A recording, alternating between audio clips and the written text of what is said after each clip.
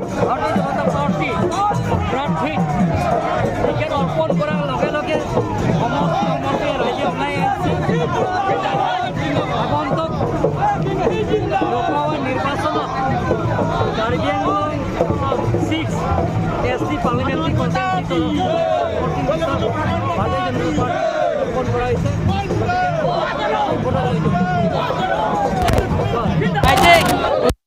আপোনালোকে জানে এতিয়া ভাৰতীয় জনতা পাৰ্টি প্ৰাৰ্থীক টিকেট অৰ্পণ কৰাৰ লগে লগে সমষ্টিয়ে ৰাইজে ওলাই আহিছে। আপোনালোকে আগন্তুক লোকসভা নিৰ্বাচনত কাৰ্বি আংলং 6 SC পাৰ্লিমেণ্টাৰী কনষ্টিটুৱেন্সিৰ পৰা অমৰ সিং তিছ ভাৰতীয় জনতা পাৰ্টি টিকেট অৰ্পণ কৰা হৈছে। গতিকে বিপুল ভোটত জয়যুক্ত কৰিব।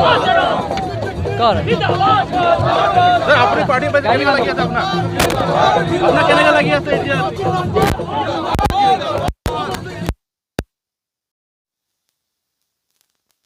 কাৰ্বি আংলং ডিমা হাছাও টোটেল আমাৰ ভোটাৰ্ছ আছে 8,90,000 আমি 5 লাখ ভোট পাম।